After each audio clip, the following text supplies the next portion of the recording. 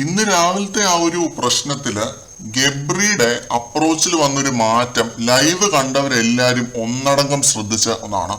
സാധാരണ ജാസ്മിനെ ആരെങ്കിലും എന്തെങ്കിലും പറഞ്ഞാല് നോക്കി നിൽക്കുന്ന ഒരാളൊന്നും അല്ല ഗബ്രി.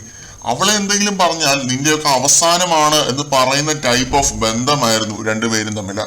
പക്ഷെ ഇന്ന് ജാസ്മിനെ അങ്ങനെ ഒരു നെഗറ്റീവ് ഗെസ്റ്റർ സിബിൻ കാണിച്ചപ്പോ ഗബ്രി മിണ്ടാതെ നോക്കി നിൽക്കുന്നു. അത് കണ്ടപ്പോ എനിക്ക് ഓർമ്മ വന്നത് മഹേഷിന്റെ പ്രതികാര സിനിമയിലെ മറ്റേ പഞ്ചായത്ത് മെമ്പർ കഥാപാത്രത്തെയാണ്.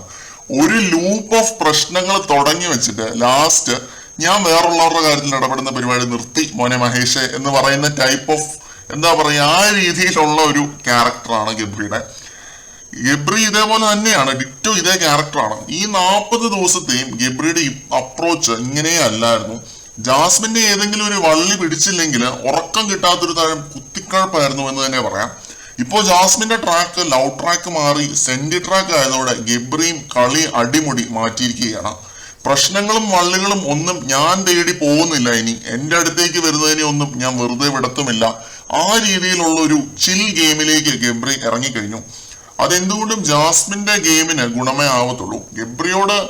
ഗബ്രി ഉണ്ട് എന്നുള്ള ധൈര്യത്തില് അധികം ഫൈറ്റ് ചെയ്ത് നിൽക്കാതെ വിക്ടിം കാർഡിൽ കോൺസെൻട്രേറ്റ് ചെയ്തോളും ജാസ്മിൻ. അത് കുറെ പ്രേക്ഷക പിന്തുണ വർദ്ധിപ്പിക്കുകയും ചെയ്യും. പിന്നെ ഗബ്രിയെ വെച്ച് നോക്കുമ്പോൾ പ്രേക്ഷക പിന്തുണ ഇപ്പൊ നിലവില് ജാസ്മിന് വളരെ കൂടുതലാണ്. എന്തായാലും ഇന്ന് ശരിക്കും ഞെട്ടിപ്പോയി ഗബ്രി റിയാക്ട് ചെയ്യാതിരുന്നപ്പോ. അത് ഗെയിമിന് വേണ്ടിയാണെങ്കിലും ഇങ്ങനെയൊക്കെ ഒരാൾക്ക് മാറാൻ പറ്റുമോ? അത്ഭുതം തന്നെ കേട്ടോ, അത്ഭുതം തന്നെ.